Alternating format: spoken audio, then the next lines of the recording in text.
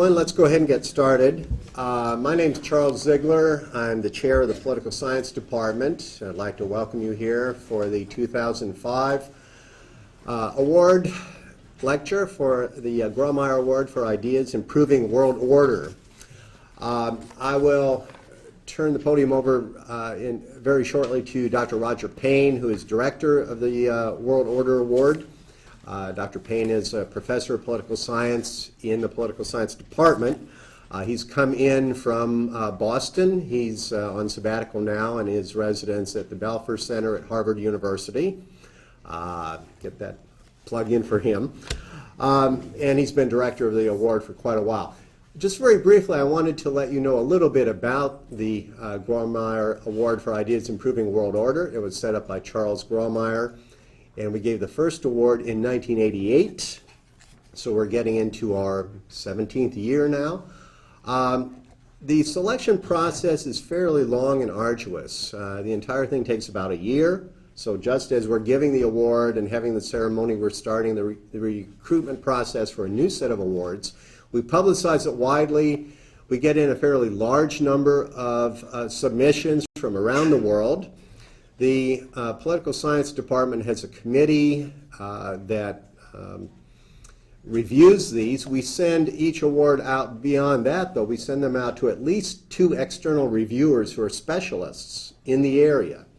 And they review these submissions and then write recommendations as to whether or not they're really worth considering. They rank them, they put them on a 10-point scale. And then the committee within the Political Science Department winnows through this large number of submissions and narrows it down to about 6 or 7, depending on the strength of the submissions and the recommendations from the outside reviewers. Then, with those 6 or 7 submissions, we bring in a distinguished jury of 3 people, usually a professional political scientist or someone specialist in IR, maybe somebody, a practitioner, or someone from the State Department or a think tank, and we always try to get someone who was born outside of the United States, who is not, they may be a naturalized citizen, but generally we try to get somebody who is from another country. They review the 7, and then they narrow it down to about 3, oftentimes recommending the top winner. But then Charles Grawemeyer wanted the final selection committee to be comprised both of people at U of L and of prominent community, lay people, people who knew something about foreign relations but weren't terribly impressed with all the arcane language of academia. And so they look through the recommendations of the distinguished jury and make the final recommendation. And that is how we got to the point where we are today. I'm going to turn it over to Dr. Payne at this point. Thank you. I'm going to be very brief because I want to allow the maximum time possible for our winners here. I know the class schedule here at University of Louisville means that at 10 o'clock some of you may have to go elsewhere. Our winners have a distinguished record and history of working on human rights, most of which I am not going to detail here. There are biographies on the website if you're very interested. They've worked in affiliation with the United Nations and other impressive organizations, and they're currently affiliated with the Brookings Institution in the case of Roberta Cohen and Johns Hopkins University School of Advanced International Studies for Francis Deng. And that's about all I want to say about their biography, because this is an award about ideas, not about biography or practices or what you've done in your life. It's an award about ideas, and that was centrally important to Mr. Grawemeyer. And so their ideas have to do with the enormous problem that's underpublicized of internally displaced peoples. Millions of people in the world have fled violence, natural disaster, human rights abuses, genocide, all kinds of calamities.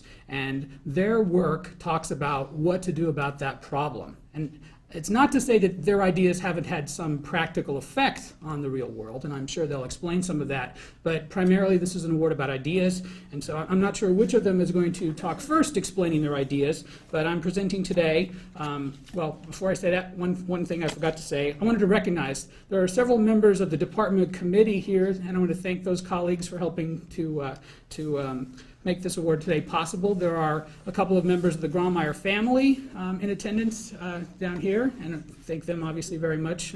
Mr. Grawemeyer's generous donations. And there are a couple of members of the Presidential Selection Committee here as well that I'm sure they'll be very interested to hear what our speakers have to say. So I'm going to stop talking, and you're going to hear Roberta Cohen of the Brookings Institution and Francis Deng of Johns Hopkins. And Francis is going to go first.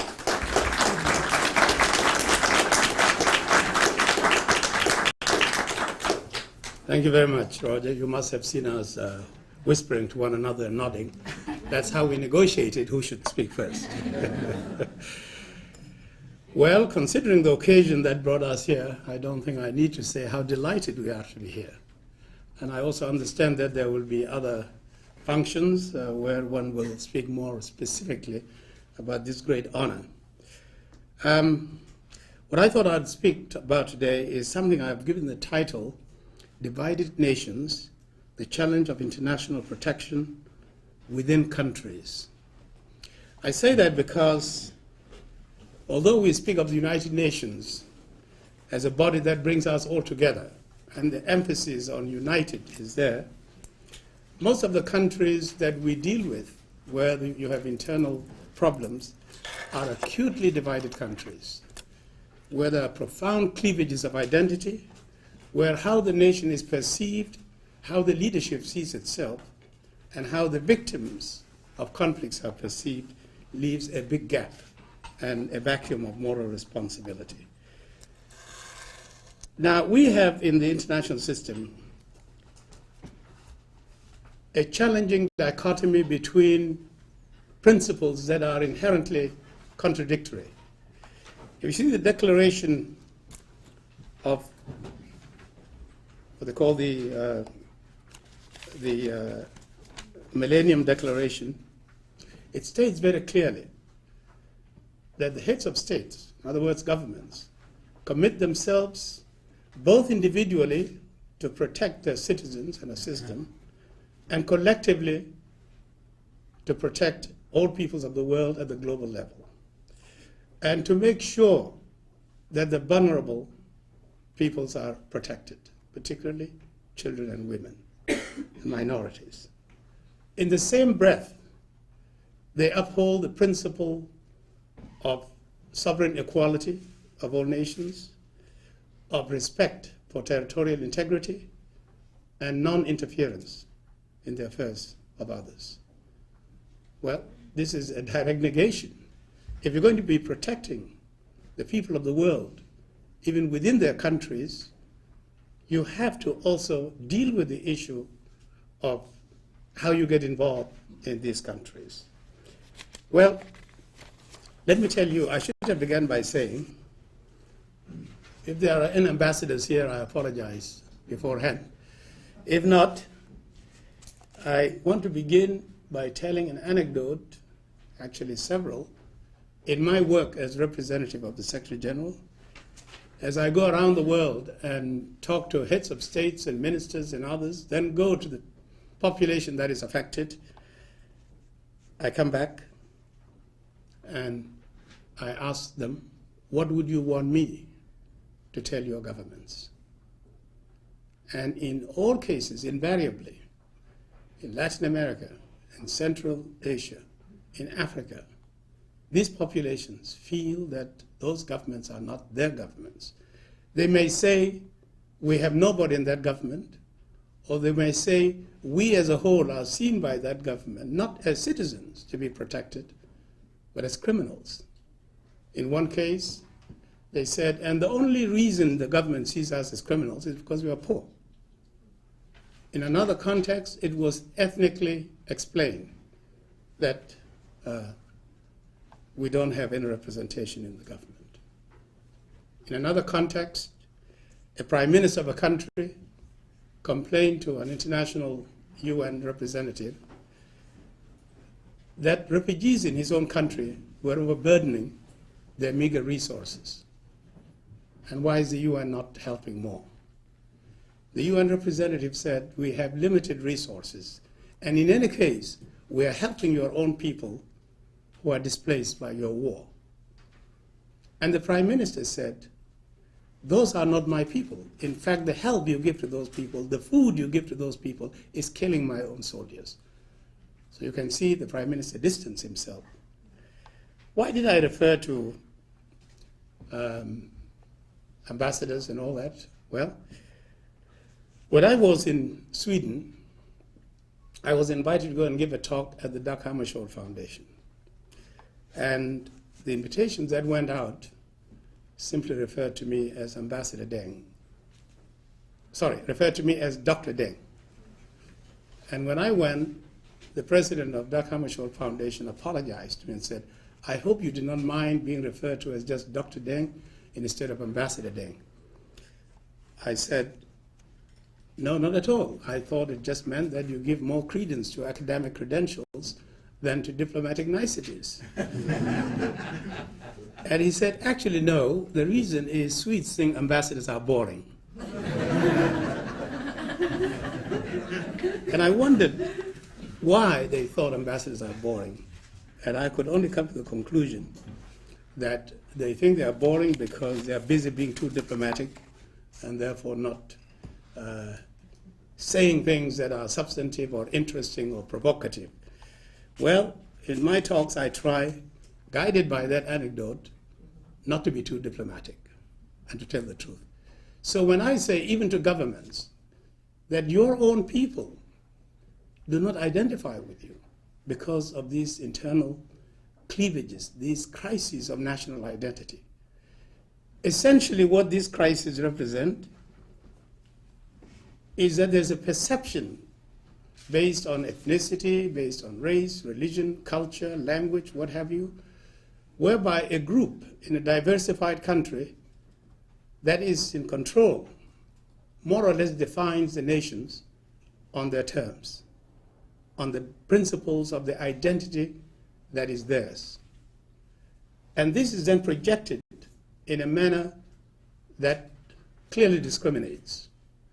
What is objectionable in diversity is not simply that people are different, it's the implications of the differences as who gets what, whether we are talking about power or resources or status as a citizen. Some of these people become so marginalized that being a citizen is simply a paper value. And the subordinated, marginalized, become virtually stateless. In some cases, differences are quite obvious. And even the reasons for the discrimination may be obvious, because in some cases, people are higher level of affluence, education. Others are impoverished, and therefore when it comes to qualifications for certain things, it may not be that clear as to who qualifies, or it is actually too clear as to who qualifies. But in some cases, these identity symbols leaves a big gap between self-perceptions, what one thinks one is, and objective realities. And in many countries, you will find that the way people self-define and the way they see others, there's very little difference that is visible to people. I've been to Bosnia, I've been to Azerbaijan, I've been to Burundi and many African countries, certainly my own country, where you have difficulty telling who is what, in terms of the symbols of identity that are used.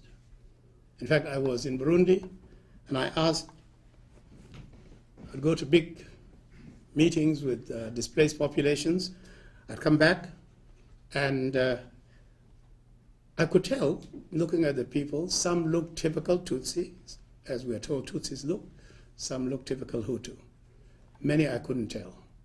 So in talking to the ministers, I would ask them, can you always tell a Tutsi from a Hutu? And the answer I got from one minister was, yes, you can, but with a margin of error of 35%. When I told this anecdote in Sudan, I was told that the margin of error between those who claim to be Arab and those who are African is 65%.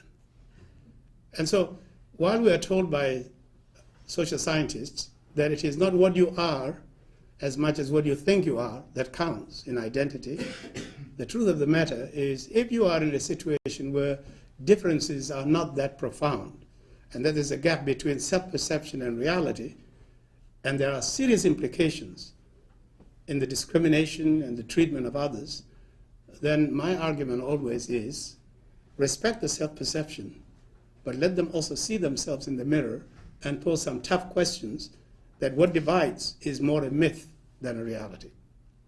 It's bad to discriminate anyway, but if you discriminate on the wrong basis, on fallacious basis, I think that needs to be identified in order to encourage that there is a common ground that is not recognized. I mean, when you talk about my own country, Sudan, there is no way you can define the Sudan as an Arab Muslim country and expect the non-Arabs to feel that this is their country and that they belong, the non-Arabs and the non-Muslims. And yet when you see the so-called Arabs and the so-called Africans, an outsider has a hard time telling who's an Arab and who's an African. And so one would then say, okay, enjoy your self-perceptions, delusional as they are, but there is another possibility of exploring a common ground by seeing that which is in common. This is background. Now, in terms of the tasks that we have been charged with, and I know that my colleague Roberta will elaborate on some of these things, we're talking about some 25 million people in over 50 countries who have been uprooted by conflict, by gross human rights violations, by other human-made disasters, and who have fled from their areas of origin but have not been able to cross international borders. Had they crossed international borders, they would be refugees, and we have a well-established legal and institutional system for protecting them. Because they remain within the countries, our assumption is that they still have the protections of their own governments. Well, as I just said, these are countries torn apart by conflict and by crisis of national identity. They are persecuted, not protected as citizens, because there's a vacuum of moral responsibility. To whom do they turn? But to the international community. During the Cold War, there was no room for international involvement because they were, in a sense, protected. These countries were protected by their superpower allies. And either they helped them manage their internal problems, or they simply shielded them, and sovereignty was held sovereign. Now, end of the Cold War, the withdrawal of the strategic interests of the major powers left human rights and humanitarian concerns as the main motivating factors for involvement, rather than political or strategic interests.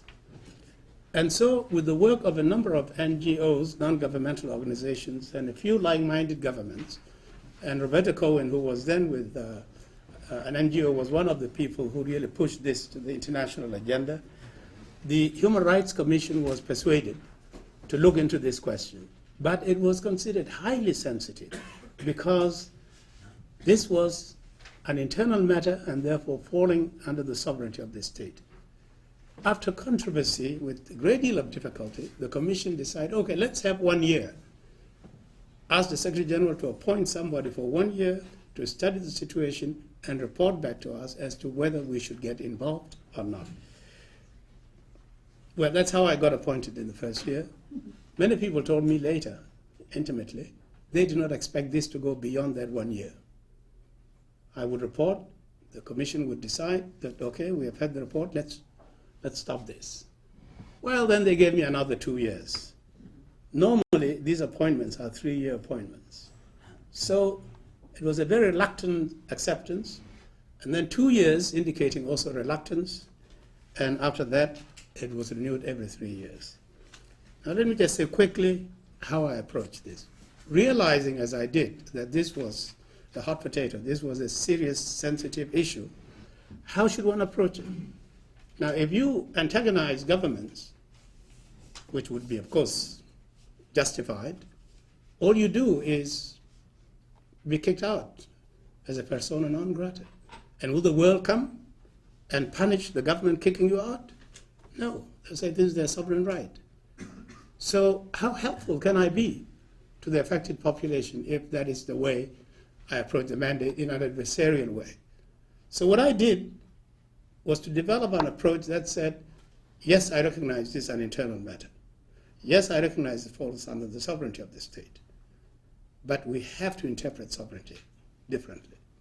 So when I go to a government and I go to a president or a minister, the first few minutes, 5 minutes at most, are crucial to assure them that I come with respect for your sovereignty, but I see sovereignty in a positive light, not negatively.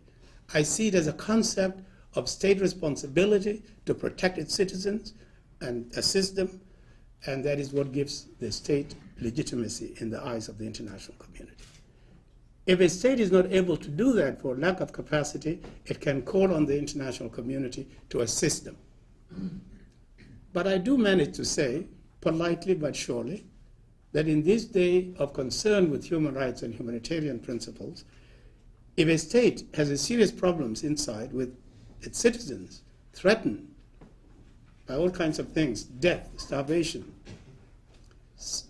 terrible violations of their rights, and the state does not do anything to stop it, and the state does not call on the international community to assist because they don't have the means, the world is not going to sit and watch large numbers of people dying. Sooner or later, they will find a way of getting involved. And therefore, the best way to protect your sovereignty is to discharge the responsibilities of sovereignty, and if you don't have the means, call on the international community to cooperate with you in helping you do what is really your own responsibility. And frankly, I've been to over 30 missions, and I don't think I have come across a single case where government said, I don't care how irresponsible we are, this is our internal matter, it's none of your business. And so after years of doing this, what we did from the start was to begin to have a legal and institutional framework for translating this concept of the responsibility of the state. So we developed guiding principles, which Roberta will talk about later, and we advise the international community experimenting with different approaches to develop the right kind of institutional arrangements. We made suggestions, like to create a new agency for internal displacement, which was rejected. Nobody was interested in creating new organizations. We suggested giving the full responsibility to one body, and again, that was rejected because they thought the problem was too big. And so in the end, the collaborative approach is what was accepted, and that is what the UN is still struggling with. It's not easy.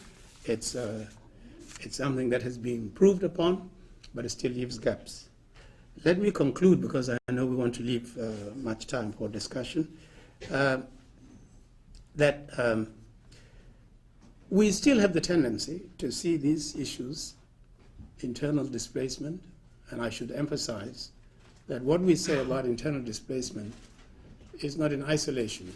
The displaced are a sample of a wider civilian population that get affected by these internal conflicts and human rights violations.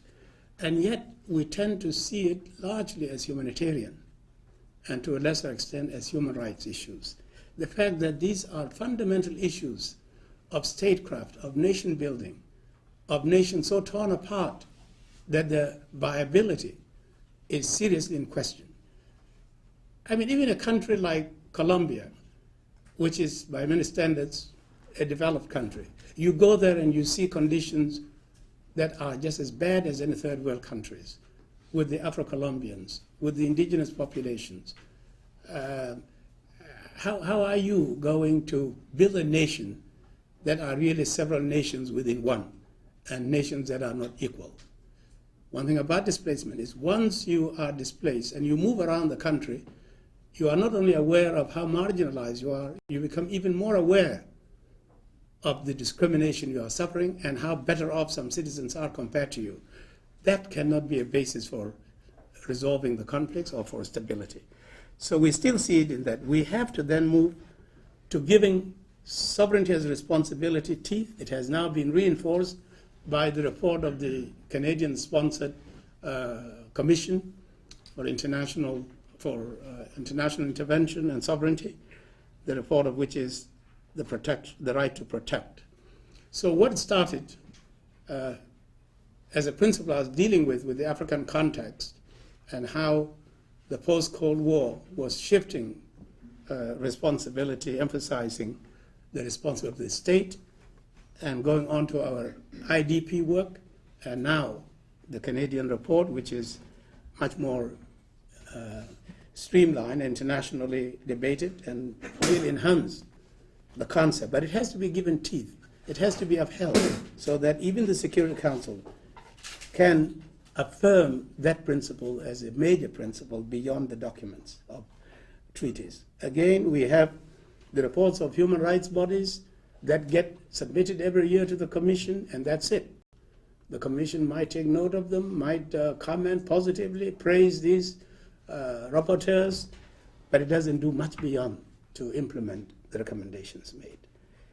Again, much of this doesn't actually get to the Security Council, despite the fact that there are many principles that guide protection of human rights and principles. It's important to highlight values and norms.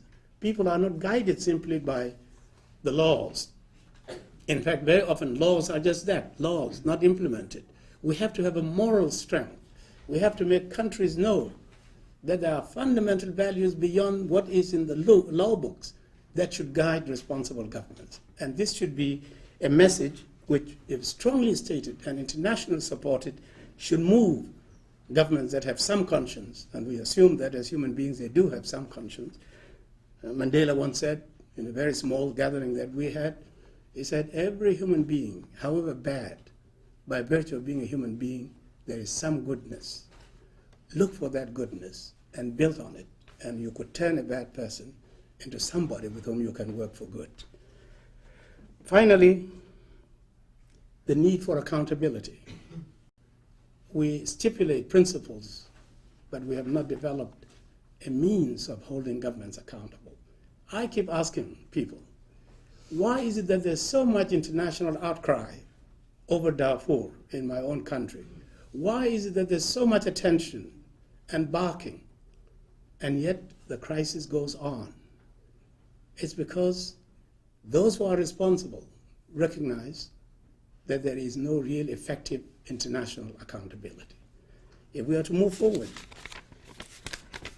these issues must be addressed. I hope I have not exceeded my time. I'll stop here and let my colleague Roberta Cohen talk.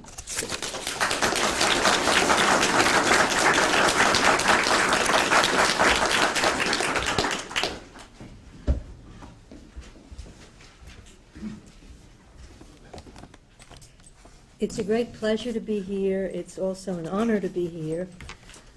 Francis Deng and I have worked together for at least 12 years on the subject of internal displacement.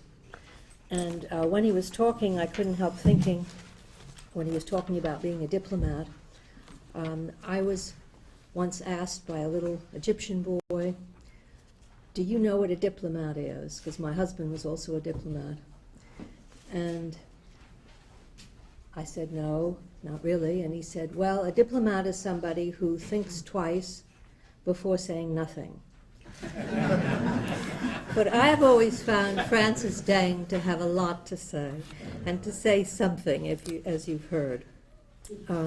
We are so glad that the subject of internal displacement is being recognized. The first time I saw internally displaced people was in Ethiopia in 1984. As a result of the drought in that country, the famine, and the civil war, hundreds of thousands of men, women, and children fled their homes and gathered in camp-like structures in the north of the country. They were destitute, they were without food, clean water, shelter, medicine, sanitation. And as hundreds of desperate people with dying children crowded around me, it became graphically clear that there was a terrible gap in the international response system. Were these people able to cross the border, they would be assured of steady, predictable help. The United Nations High Commissioner for Refugees would protect and assist them in accordance with the 1951 Refugee Convention. But if they remained inside their own country, they might or they might not receive help because there was no established system of international protection and assistance for people inside their own country when their government was unable or unwilling to help them. Clearly, the system that was set up for refugees after the Second World War was incomplete and inadequate to the challenge of humanitarian emergencies. This glaring disparity in treatment between internally displaced persons and refugees, both of whom were uprooted for the same reasons, compelled me to advocate for an international system that would protect people uprooted and at risk in their own countries. The first stop was the United Nations Commission on Human Rights in 1990. Working together with a group of non-governmental organizations, we pressed the governments in that body to place the issue of internal displacement on the UN's human rights agenda and to appoint a special representative on internally displaced persons. Now, as Francis Deng pointed out, the issue was a very sensitive one. Nonetheless, we found receptivity to the idea for several reasons. First, the numbers of IDPs, that's what we call the internally displaced persons, the numbers of IDPs had dramatically swelled as a result of the explosion of civil wars arising from or following the Cold War. By the 1990s, there were 20 to 25 million of these people in more than 40 countries and on most continents. In fact, they began to outnumber refugees 2 to 1 in most humanitarian emergencies. Second, there was a growing realization that millions of people caught up in civil wars without the basic necessities of life not only disrupted the stability of their own countries, but also undermined regional and international security. Whether in the Great Lakes region of Africa, West Africa, or the Balkans, conflict and displacement could be seen to be spilling over borders and creating political and economic turmoil in entire regions. A third reason for the receptivity was that access had become easier at the end of the Cold War, reinforced by a change in how sovereignty was perceived. Now, of course, President Jimmy Carter and the human rights movement had long championed the view that human rights crises in one country were a legitimate concern of the international community. By the 1990s, humanitarian organizations began to insist that when governments deny access to starving people, the international community should find ways to cross borders and become involved. And indeed, UN Security Council resolutions began demanding that governments give access to humanitarian organizations so that they could reach internally displaced persons, whether in Iraq, Somalia, Bosnia, or East Timor. It should be mentioned, too, that a growing worldwide inhospitality toward refugees also brought greater willingness to focus on the internally displaced. To discourage people from seeking asylum abroad, more and more attention began to rivet on protecting people in their own countries. It was this complex mix of motivations that produced what I would call an emerging international responsibility toward populations uprooted in their own countries. Now, the appointment of Francis Deng as representative of the Secretary General on internally displaced persons reflected this new awareness, and so did the concept of sovereignty as a form of responsibility, which Francis Deng outlined, and which he and other scholars formulated and applied to situations of internal displacement.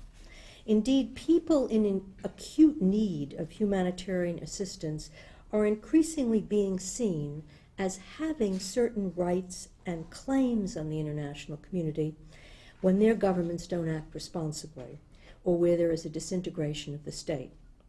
And the international community is increasingly being seen as having a right, even a responsibility, to provide relief and protection when governments fail to discharge their responsibilities. The guiding principles on internal displacement, the first international standards on IDPs, which are drawn from international law, demonstrate that uprooted peoples have rights and that governments and the international community have responsibilities toward these populations. The principles are an international minimum standard for the treatment of IDPs that balances respect for sovereignty with international humanitarian imperatives. Now, these principles were developed under the direction of Francis Deng in a process that we organized from the Brookings Institution. The principles were presented to the United Nations in 1998. They are not a legally binding instrument. They are guidelines. But since their presentation, UN agencies, regional bodies, NGOs, civil society organizations around the world, and a growing number of governments have begun to use them as a standard, as a monitoring tool for evaluating IDP conditions and as a basis for policies and laws. Thus, when the government of Angola decided to draft a law for the resettlement of its 3 to 4 million internally displaced persons, it based the provisions of the law on the guiding principles. And when the jurists of the Organization of American States traveled to Colombia, they used the guiding principles as a checklist for evaluating conditions on the ground. And when in Sri Lanka, we are told that at a meeting of camp commanders and representatives of the displaced used the guiding principles to make their concerns known about inadequate rations and lack of clean water and attacks on their personal security. Most poignant was a statement made by a widow and mother of 4 in Luanda, Angola, who received training in the guiding principles, and the UN sent us this by email. She said, "I knew that we had rights just like any other person. Now that I know exactly what they are, we know our lives can improve." In the Secretary General's widely publicized report this month on UN reform, he personally urges states to accept the guiding principles as the basic international norm for protection of IDPs and to commit themselves to promote the adoption of these principles through national legislation. Debate more recently has turned to whether or not there should be a binding international treaty negotiated by governments to protect IDPs, or whether the more evolutionary approach of the guiding principles is sufficient. As a result of our work, far more international organizations and NGOs are now involved on the ground in helping IDPs. But international institutional arrangements remain deficient. The position of the representative of the Secretary General is a voluntary one, with limited resources at its disposal. The new Internal Displacement Division set up in the Humanitarian Coordinator's Office at the UN. This is the first dedicated UN office on IDPs. It's a step forward, but it's small. There are about 15 people, and it's non-operational. There is still no agency with a global mandate for IDPs like UNHCR for refugees. UNHCR has a $1 billion budget and a staff of 5,000 people. The result for IDPs is that the different humanitarian and development agencies, whether it's UNHCR or the World Food Program or UNICEF, they basically pick and choose the situations in which they want to become involved. This ad hoc system produces ad hoc results. The displaced are helped to varying degrees in some countries and not at all in others. The UN coordinator, who was supposed to serve as the focal point for IDPs, doesn't have the authority or the resources to bring powerful operational agencies into line. The Secretary of State for International Development of the United Kingdom recently visited Darfur and commented the UN system there lacked strong authority, leadership, and political clout. We urgently need to find a better way of assisting and protecting IDPs than we have collectively achieved in Darfur. The biggest gap in the international system is in the area of protection. Whereas the UN system works well in providing food, medicine, and shelter, especially in cases of famine and natural disaster like the tsunami, when it comes to civil wars, genocide, or mass killings, few organizations have the experience or skill to protect people, that is, to advocate for their rights, monitor abuses, deploy protection staff on the ground, evacuate people in danger, or accompany IDPs on their returns home. According to a recent study of our project and the UN Internal Displacement Office, the UN's approach to the protection of IDPs is driven more by the personalities and convictions of individuals than by an institutional system-wide agenda. Of course, some field staff fear that trying to protect IDPs will jeopardize their access and ability to provide food and lead to their expulsion from the country. And moreover, it's dangerous. In recent years, more humanitarian staff than peacekeepers have been attacked or killed during emergencies. Nonetheless, recognition has grown that protecting people must go hand in hand with providing them with relief. Otherwise, we have situations where there are large numbers of well-fed, dead people. So international agencies have been experimenting with ways to enhance protection, for example, by increasing their presence in the field, sending out more staff, engaging in joint advocacy, designing camps in ways to protect people, in particular women, from sexual assault, and getting donor governments involved to bring attention to situations. Proposals are also being debated for creating a standing corps of protection specialists, drawn from police and constabulary units to carry out protection responsibilities. And organizations like the African Union and European Union have announced plans to develop standing forces for internal conflicts. And in a small but growing number of cases, the Security Council has authorized the use of force to provide protection to IDPs and other affected civilians, most recently in the Democratic Republic of the Congo.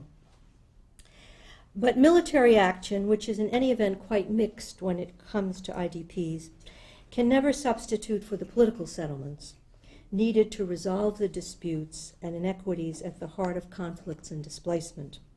Our project has engaged with most regional organizations in Africa, Europe, and the Americas to promote their greater involvement with displacement in their regions. But we also need to get regional and international organizations and donor governments far more involved in mediating and managing disputes by bringing pressures on warring parties and by offering development aid, investment, and debt relief to those who will work to bring conflicts under control. Displacement, after all, is a symptom of deep-rooted problems in a society. International development and financial institutions like the World Bank need to become involved earlier on to help stabilize situations and prevent conflict and displacement through programs that reduce economic inequities. Finally, efforts are needed to press for greater national responsibility. Over the years, the representative of the Secretary General has regularly encouraged governments to adopt policies and laws on internal displacement, channel resources to their own displaced populations, and address the root causes of conflicts. Our project has also worked to engage rebel groups or non-state armed actors in different countries, since they too have responsibilities toward IDPs.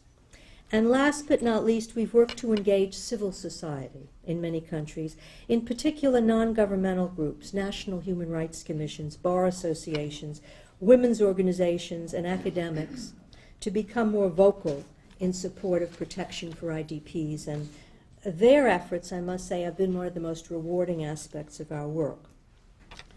To conclude, although the problem of internal displacement remains a staggering one, it's no longer viewed as a strictly national problem. There's a greater understanding today of the need to create an international system that more effectively protects and assists people uprooted in their own countries. More and more governments are developing policies and laws based on the guiding principles.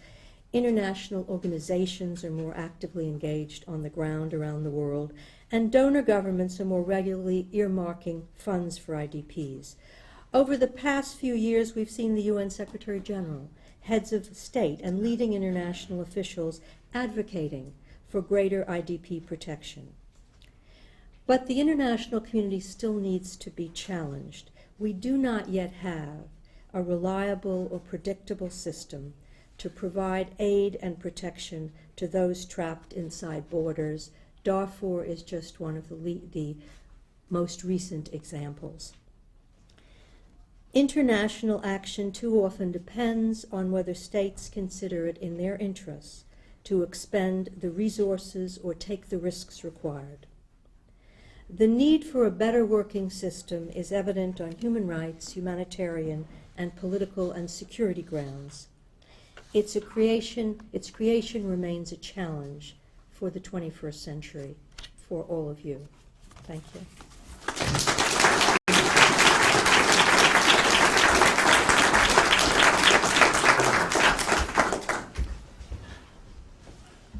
We still have quite a bit of time scheduled for this. I realize that towards the top of the hour, a few of you may have to leave, hopefully not all of you.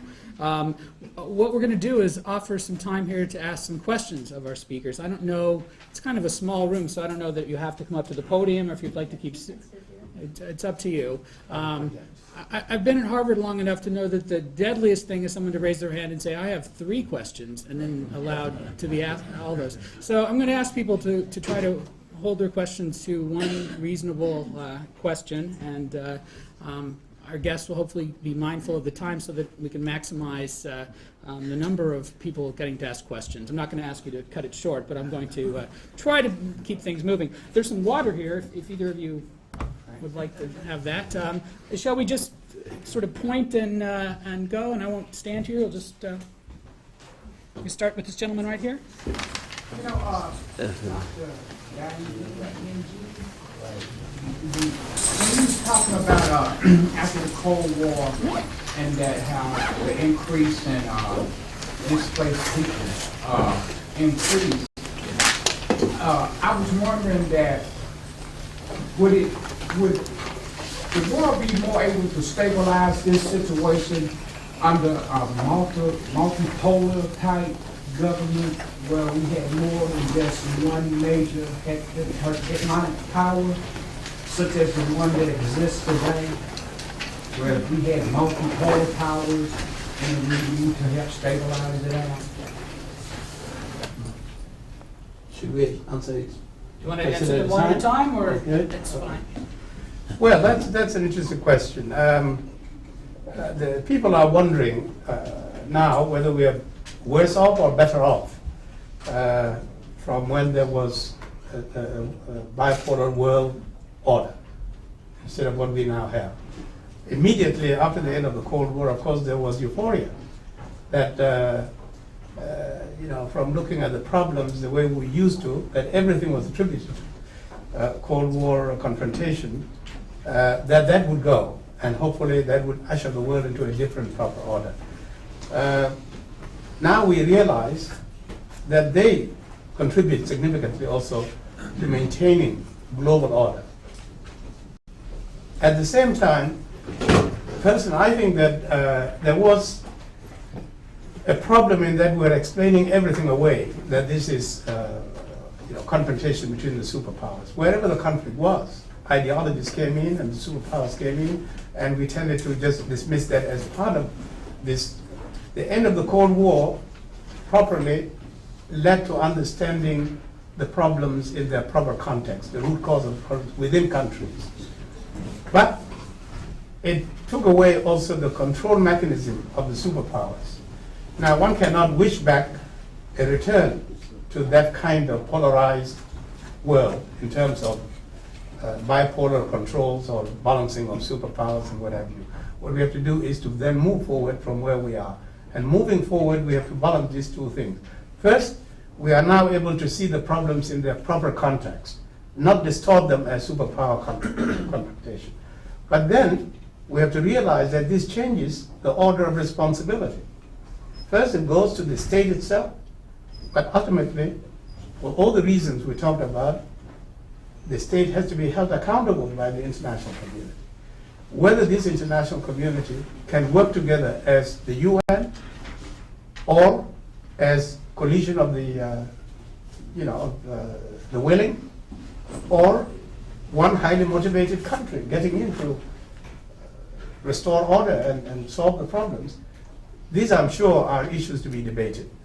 It's clear that the international community is not always going to act collectively together, because you go to the Security Council and the Permanent Five and others too within the Council have their other national interests to consider. The coalition of the willing can be more effective, although they are often criticized also for not acting within the UN framework. Certainly individual countries may move in and do something, as Britain did in Sierra Leone and Australia and East Timor and France and a number of African countries. But again, there is a gap between what individual countries do as a necessity and the ideal, which is collective action. I don't think we want to go back to that state of affairs of the Cold War.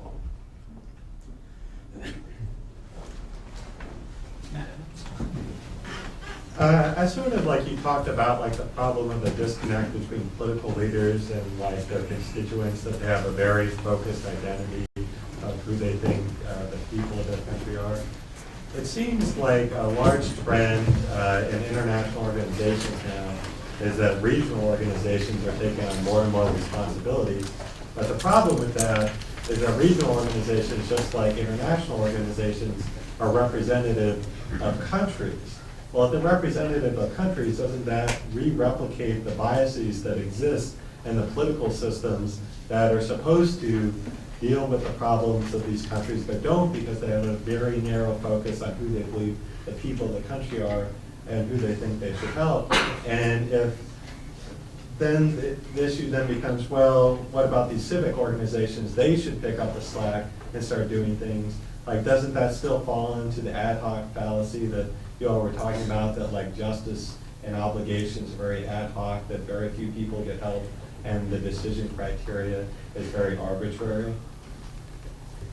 Yes, I think you've defined it very well. Now, regional organizations, sub-regional and regional organizations, we are finding more and more have a vested interest, because these conflicts overspill over the borders. And so what is an internal problem quickly becomes a sub-regional and regional problem. And because these countries are more motivated by their own concerns, they are more willing to do something about the situation in their neighbors. And if we go to Africa, for instance, it is very well established that in Africa there is a sense in which people say you are your brother's keeper. Now, it doesn't always mean that you keep your brother constructively. You interfere. If there's a domestic conflict, people don't say this is an internal domestic. They get involved, whether invited or not, and they begin to offer ideas and advice. This is one positive side. The negative side is you come also with your own baggage. As you say, there are tensions within the regions. We have seen, for instance, in West Africa, under the leadership of Nigeria, they got involved in Liberia and in Sierra Leone. Did a credible job, which is a mixed bag. They're criticized, but they did it. In Southern Africa, they have managed to deal with their problems in the region. In East Africa, in the Horn of Africa, it is the countries of IGAD that initiated the peace process in the Sudan. But they soon found that they had conflicts among themselves and became incapacitated until the international community came in, specifically with the leadership of the United States. So that adds another dimension, the dimension of, yes, give the responsibility to the state. Next layer is their neighborhood and sub-regional organizations, but ultimately, you need the international community. Within, as Roberta was elaborating, increasingly civil society is beginning to assert itself. And I think it helps in making governments know that it's no longer that private an affair. It's no longer just local for them to repress, because the civil society is going to make enough noise that will also trigger international concern. Let me also say that with the end of the strategic emphasis of the Cold War, NGOs and civil society are being more and more trusted by the donors than the governments. And so resources are channeled through them, and as a result of more resources and the backing of governments, they are becoming quite powerful. Earlier they didn't realize that, but increasingly they're realizing their power. Whenever I go to countries, I advise governments that in this day and age, NGOs are increasingly legitimate internationally, empowered, and can become a very effective voice. So you're much better off bringing them to your side instead of antagonizing them the way they used to treat NGOs as a kind of a menace. So I think all these relevant categories should be seen in concert and layered ultimately to the international level. I just want to add a word on the regional organizations. I think it's tremendously important to have them also as a tool, because increasingly it's becoming clear that the international level, the international community, the UN, the Security Council, really is not going to intervene in places that need intervention. Look at what happened with Rwanda. Look at what happens now with Darfur. And the same thing was true in West Africa. There was a very pointed op-ed in the Washington Post by two people who said the international system is broken when it comes to Africa.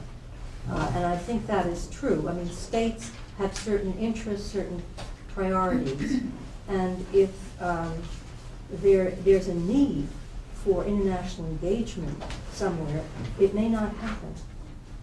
And therefore, regional groups, if they're ready, if they're available, if they really do have capacity, and there's some effort now, at least a lot of rhetoric about building it up, if they really do have capacity, then they can play some role.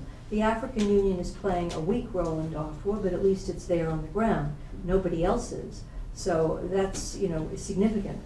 And the European Union is organizing also some kind of standby forces. So I think these regional efforts should be encouraged, but they have to be part of an international and solidarity, really, so that you have a lot of tools. As Francis said, you have an international, you have a regional, you also have the national level. Several hands here.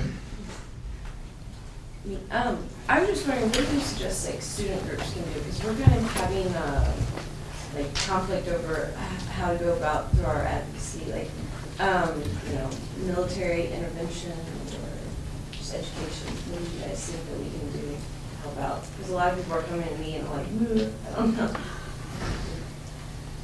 Well, Could you repeat the question? She's asked, what can student groups do to contribute to solving this question? I've seen effectively some student groups that will focus on a particular crisis. For example, there are a lot now on the Darfur crisis. But there are many other crises, so even that. But you choose one. And you begin to really study it and look at what the problem is, who are involved, what the needs are, what needs attention, what isn't happening. And hold meetings on this and invite speakers to come and panels. And then from that, very often ideas come out of what more specifically students can do. On the Darfur crisis, there are a group of students, I forget what university, maybe Swarthmore, I forget, but they put together a fund, a genocide fund, they call it. And is it Swarthmore? Yeah. And this fund is to go to the AU, to the African Union, because they see that they don't have sufficient capacity and they want to do something to help on Darfur. There are others, lawyers can always look at the genocide issue. I mean, if, as the United States announced, that there's genocide in Darfur, well then what obligations under international law are there? What should the U.S. be doing? Secretary Powell, when he announced genocide, then said the United States doesn't have to do anything. But that may not be the case. I'm just giving you some examples. And the other thing is that if you ever take a trip to Washington, for example, you can request to go see embassies, governments, and express your concerns about either what they're doing or what they should be doing. And that may be an interesting way also for these representatives from foreign governments to hear what it is that students think. But I would just say to you that don't be helpless on that score, because it's often thought that political will is is some in a bottle in some bureaucrat's office in Washington, but it isn't. It's really campuses. It's really towns, cities throughout the country that can make their voices heard on issues. Let me just add that to what Roberta said, and I agree with that. As a democracy, your representatives in Washington are very keen to follow how people see things. And I've been to a number of universities talking, and this question often comes up. And a repeated response from even the American policy analysts is, please keep sending your messages to your representative.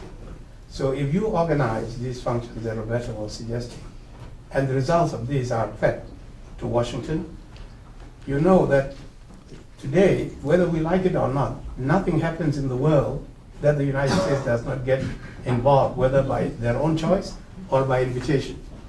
And so it would be good to alert the policymakers in Washington that their role is needed and to be in a constructive way.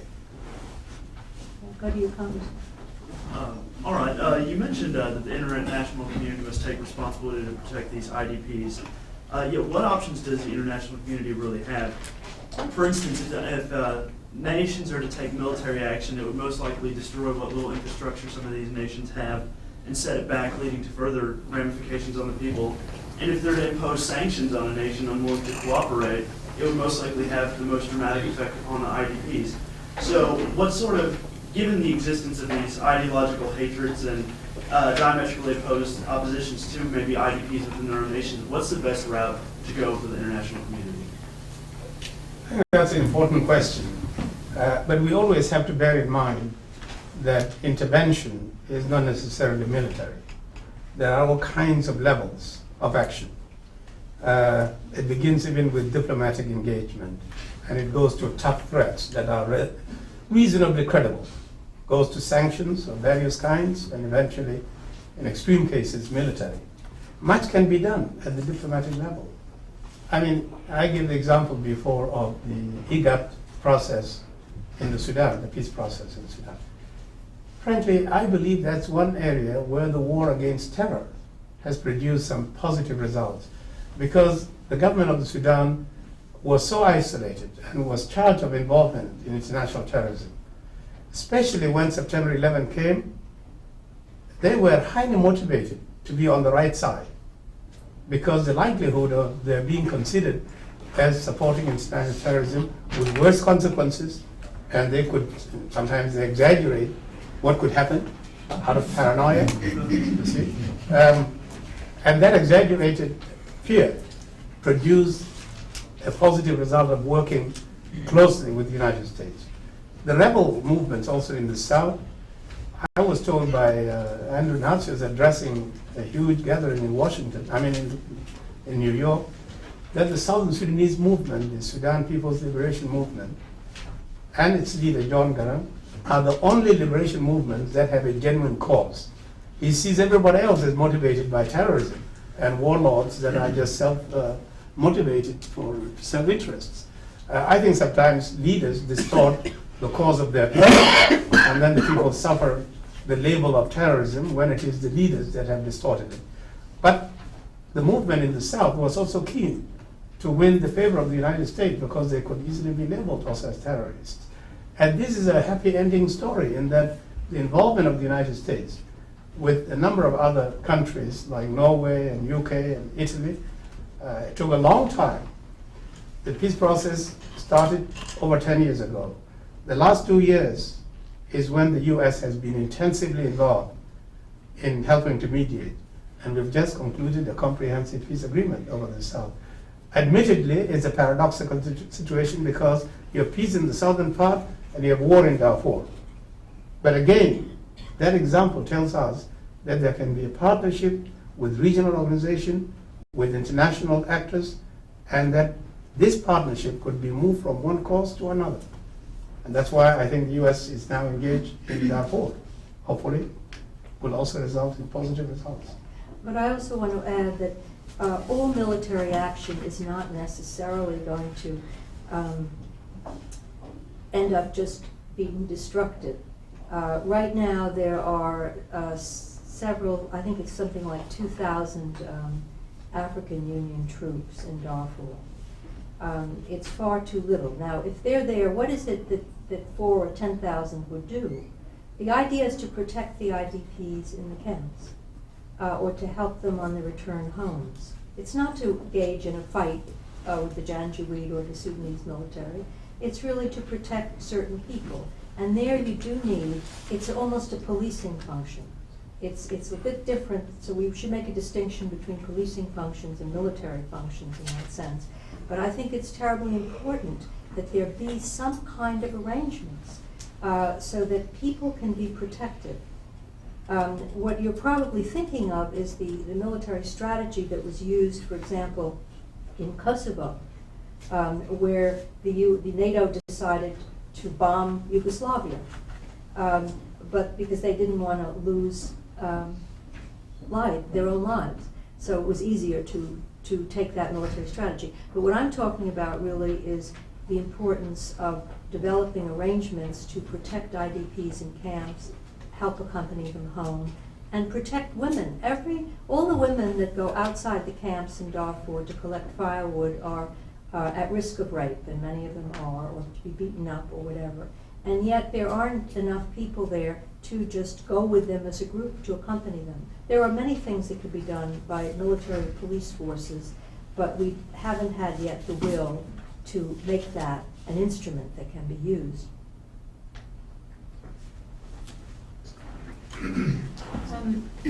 I know that you used the word responsibility and kind of the new definition of responsibility in regards to sovereignty when you talked to heads of state. And you talked about the self-perception and when perception gets projected onto a group of people that becomes discrimination in regards to that.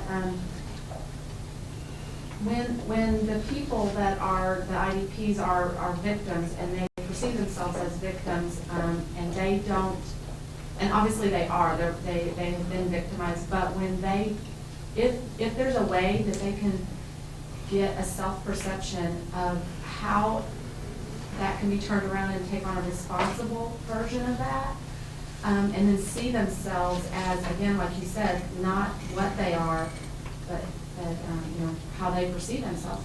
Is there a way in this equation that can be factored in? Because like you said, the laws and the principles, that takes such a process, and that's a doingness and how long that takes, but a beingness as far as a self-perception can make just incredible changes in the way that people can relate to each other and how actual change can happen in the world instead of reacting to conflict and trying to make laws.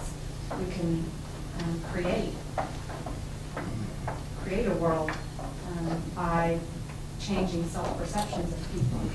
I'm just wondering how that can fit into what you're doing. That's a very interesting point. In fact, we have had some anthropologists who have been studying in a number of the meetings we have had internationally, have come to voice precisely that line of thought, that we should not continuously think of these categories as just victims who are helpless and therefore have no role to play in their own self-protection and defense. And there's a lot to be said about that they are not just there, passive, doing nothing. These are people who are also seeing how they cope with their own situation. They will find means for their survival creatively. They will find means of trying to protect themselves. But the interesting thing is, they are there because there's a conflict. And in this conflict, there are people who identify with them and the government on the other end. And they are here in the middle. Precisely because they are identified with the wrong person, they are the victims and seen as part of the enemy, and seen almost as the enemy. So to some extent, the outcome of the conflict will have a bearing on them. They have a vested interest in this conflict, even though they are not directly involved in the conflict.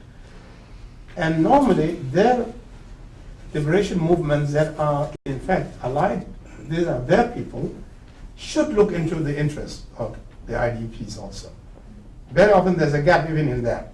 The military are busy fighting instead of protecting their civilian population. Sometimes they even terrorize their own people because sometimes they're not so sure about where their loyalties are.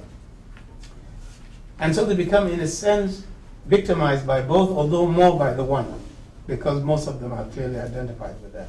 So one has to see how in the process of fighting these things out, the parties be made responsible to play their role with respect to the civilian population. And this is also where the groups that we talked about before, the NGOs, civil society, that work with these people, are able to help them to find ways not only of protecting themselves, but also of projecting the messages to the relevant parties.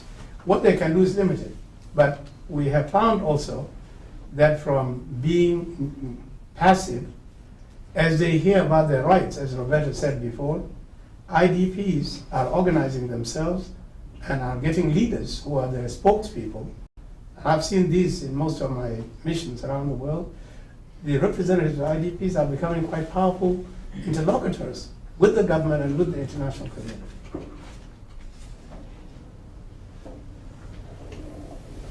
First of all, I want to congratulate you both on receiving this award, and thank you personally for the work that you do on an international scale, for personally for hopefully making my children's world a little bit better than what I see inside mine. And I'll try to condense my probably about a gross of questions down to one single one.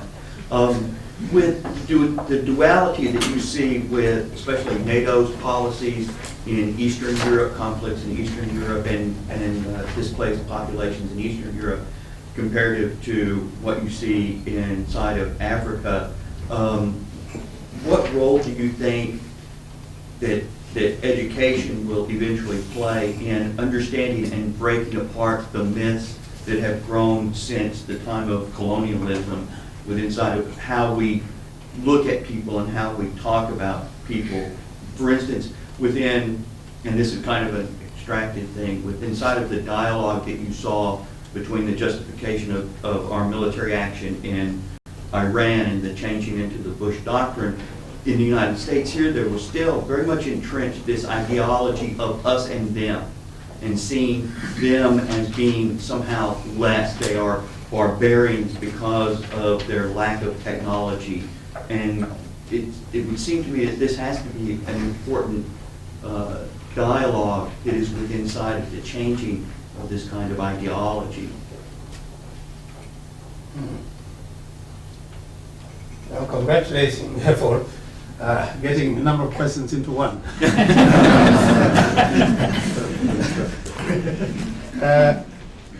You raise a very, very important and difficult question. I think that there are several levels. First of all, changing attitudes as a function of education clearly takes time, and that's why education is a significant part of that.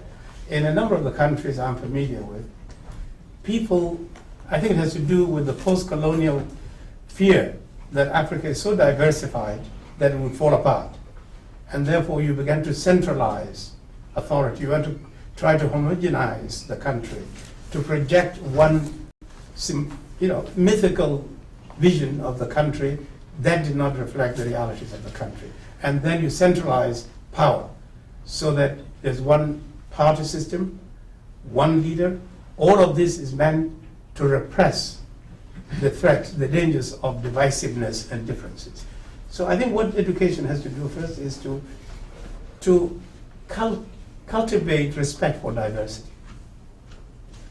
Make people realize that there are all kinds of ways of being, number one. Number two, as a subtext, to know that identity is a dynamic, is a fluid concept which can be constructed. We construct identity to enhance ourselves in different situations.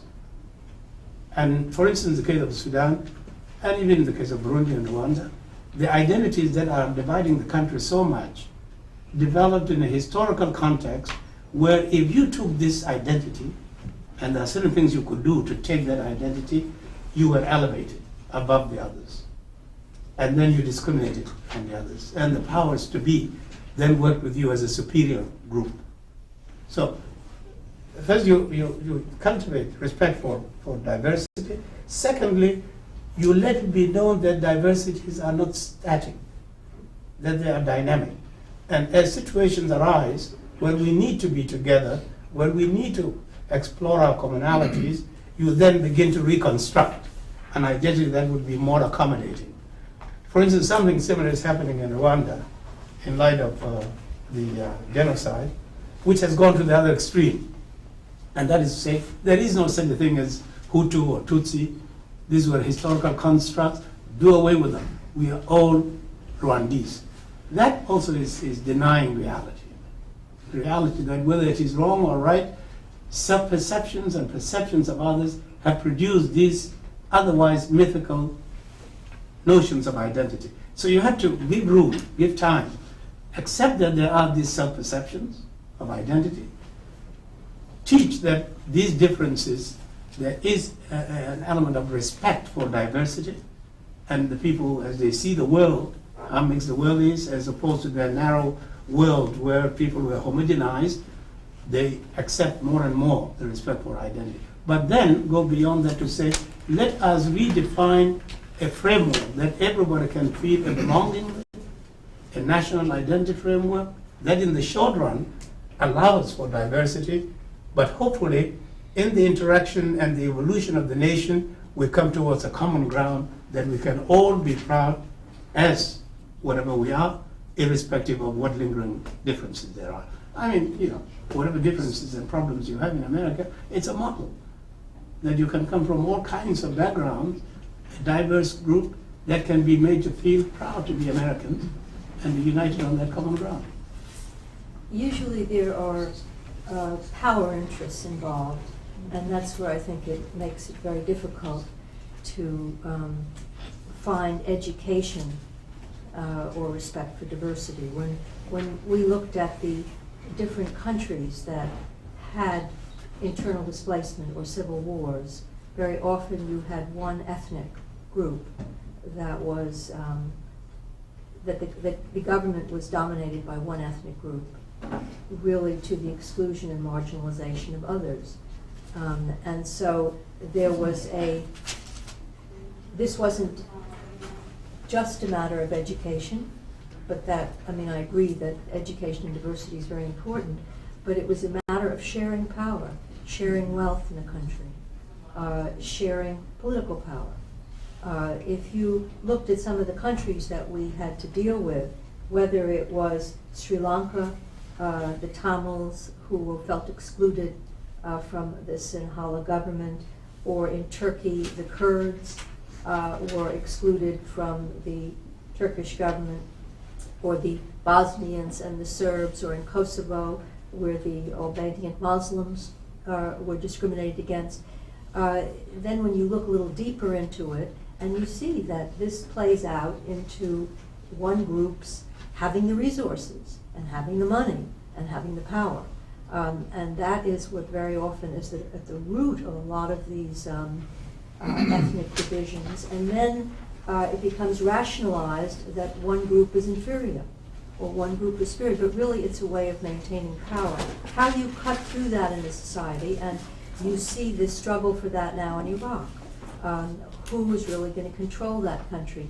Can there be respect for diversity between Shiites and Kurds and Sunni Muslims? Is this going to work out? How do you get pluralism in a society?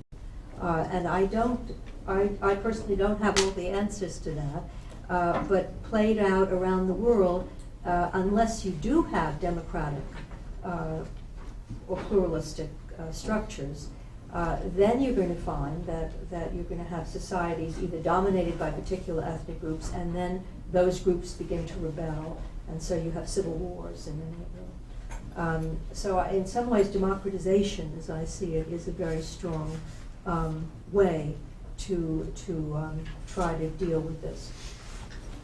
Let me just say that education should really be understood in a broad sense.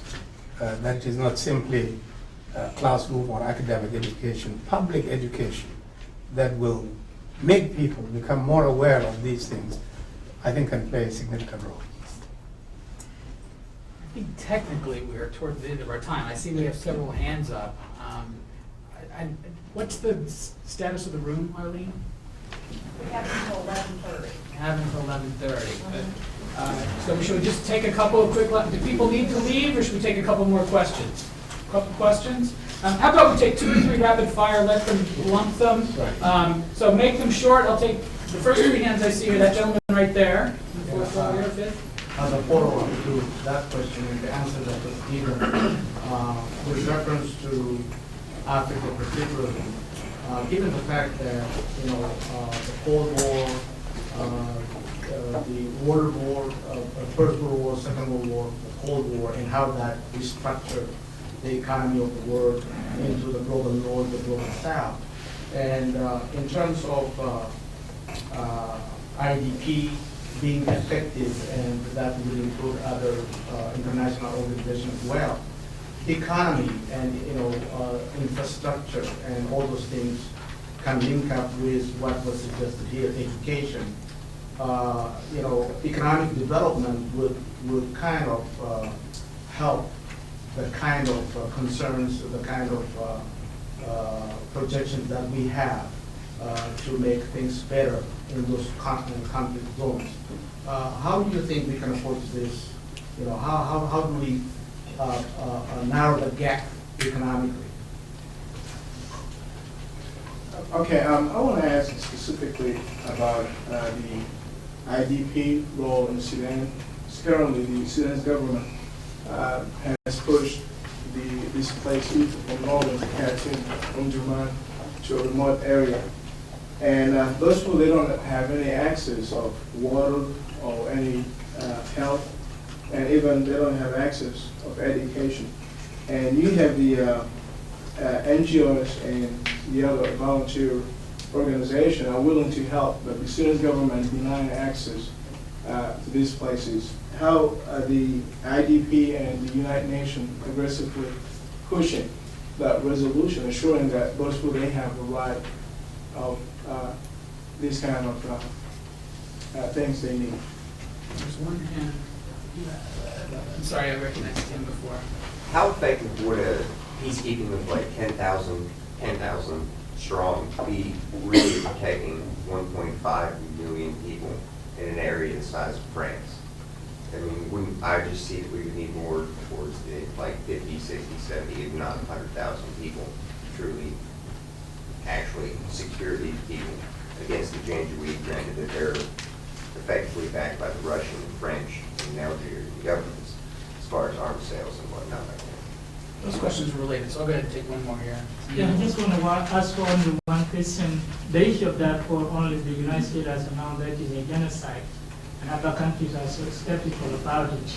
So, Francis Deng has been in Darfur, and culturally he knows about maybe background of the problem because he's a native of Sudan. So, what did you saw and what can you say about it? There's several questions about Sudan. I'll have to stop, I think, and let them take some time, and then we'll probably have to call it a day or morning. No comment on I just want to make a few comments on some of the questions. With respect to the lack of access in Sudan, I think that political pressure works if it can be exerted. Back in July of 2004, when Kofi Annan and Colin Powell went to Darfur, that was a real show of political muscle. And the result of that was that the Sudanese government did open up and allow in humanitarian organizations and lifted restrictions against them. So it was a clear show of a response when you have some real political pressure. But that political pressure hasn't been sustained or ongoing. And so you don't have as much pressure as one would like. And I think it would be that could maintain the access, because you're quite right, it's not there. But another reason for the lack of access is fighting between the rebels and the Janjaweed or military forces, and that's causing humanitarian organizations to flee, and they themselves have been attacked, the humanitarian workers. So it gets quite complex. As far as how many troops are needed, there are certainly far too few there now, as you say, in a territory the size of France. There are about 10,000 humanitarian workers on the ground, and some have said, well, there should at least be 10,000 peacekeepers. General Romeo Dallaire, who was the UN, the commander in Rwanda before the genocide, and said with 5,000 troops he felt he could have stopped the genocide in Rwanda, but he didn't get that. In this case, he says you need about 40,000 troops because it's a huge area and there are so many people involved. But many of them are concentrated in certain places. So protecting them, I mean, sometimes even presence or knowing that there's that kind of show of force can be enough to deter. It's so that you don't, I mean, I don't think we'll ever get 40,000 troops there, just because I don't think that's going to happen. But maybe we can get up to 10, and maybe the political push behind that will be sufficient to really deter assault and promote protection in the area. And as for the narrowing the economic gap, I just would come back to where we were before, that so many of the inequities in countries economically would sometimes play out in these ethnic disputes. It's often about resources. It's often about who has who is in and who is out in the society, and it depends a lot on a willingness within the society, really, to share. And it also depends on many policies of the developed countries in either increasing aid, development aid, in debt relief, and also in being willing to bring in products from these societies without heavy tariffs. I mean, there are many steps that can be taken that can increase wealth in other societies, but then how they share it once they get that wealth. Because you can look at a country like Angola, which is a rich country. It has oil and other resources. But if you look at where the oil money goes, it doesn't go within the society to education and to health and to all the kinds of objectives that will be important. It's filling a lot of, it's filling the pockets of a very small minority of the people. And so there, it has to be a combination of international policies on the economic front, but also on national policies, very important. Since we're out of time, I'll just very quickly comment. I think the first question you raised about gaps, economic gaps, and how they can be bridged, as Roberta said earlier, these conflicts result from, disproportionate sharing of power and wealth. It's interesting that in Sudan today, a major component of the peace agreement is how to share wealth and how to share power, so that 50% of the oil, which is mostly in the south, is going to be for the southern government, and 50% will go to the north. And even in all the other regions, how to share wealth in order to have those which had been marginalized before get their fair share is a very key element in the agreement. So you're quite right that the wealth sharing aspect is critical. On the question of the Khartoum displaced, two things. First of all, we have a tension here between a government that is trying to get its capital to reflect what they think is the character of the country. Most of all these displaced people around Khartoum are from the south or from the west, non-Arabs, non-Muslims, within a region, and particularly the capital, where the government is trying to promote an Islamic agenda. an Arab Islamic agenda. So they see them as a sore. And so they try to clear the city by pushing these people farther and farther away. At the same time, what Roberta said before, Sudan was the first country where the international community pressured the parties to adopt something called Operation Lifeline Sudan, which is a humanitarian agenda that allows access to the people in need of assistance. So the role of the international community, not only in OLS, but even around Khartoum, whenever these people have been pushed, there's been an uproar by the international community. So there are all kinds of things to consider. Their own planning and the needs of the displaced and the role of the international community jump in.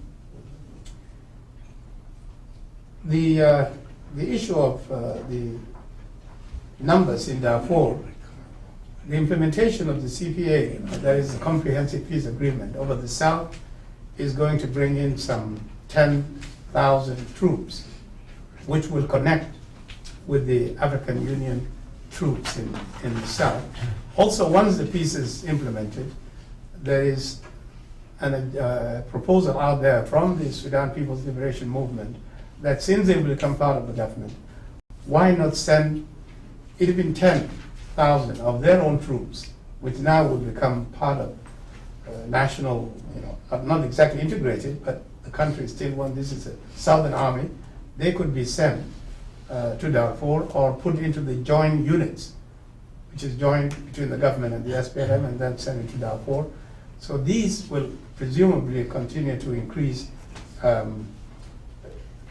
improve situation there. But I think very critical thing that could be done immediately is to implement the peace agreement in the South, have the South be reinforced to have a strong government within the South and a strong presence in Khartoum. Once they get into Khartoum, a new situation will arise, a new government will come in that will not be the same as the government now fighting the war in Darfur. And their impact will hopefully be quite positive. Yes, you're right, I was in Darfur and I saw the situation there. And frankly, it's a long story, and I'll just cut it short by saying that I am not particularly keen about labels. By the time you have declared something unquestionably a genocide, it would have happened. See? And frankly, to prove legally that somebody actually killed with the intention to eliminate in whole or in part a particular ethnic group, that's a tough legal criterion. What is important is what the UN has said, that what is happening now is not any less heinous than genocide, which means whatever you call it, it's terrible. Let's do something to stop it. After you declare it genocide, what follows? Colin Powell said, our declaring it as genocide is not going to influence what we do, because we are doing the most we can already. So we spend time debating something that is not going to have such a big consequence once it is declared. I think it's a distraction. And now Khartoum is actually feeling, ironically, itself exonerated. Because being said it is not genocide, the fact that it is not any less heinous is not important to them. The main point is they're projecting that they were mislabeled and that they have not committed genocide. What was happening in Darfur is terrible, but it shouldn't just be seen as a humanitarian issue. There's a conflict going on. There's a war going on. We have to see it as part of the problems of bringing peace to the country as a whole. My personal view of it is that conflicts happening throughout the country, in Darfur, in the Nuba Mountains, Eastern Sudan, even Nubia is organizing itself. These are symptoms of a country that had been distorted in its identity and is now painfully trying to find itself. I think we're going to have to stop in a second.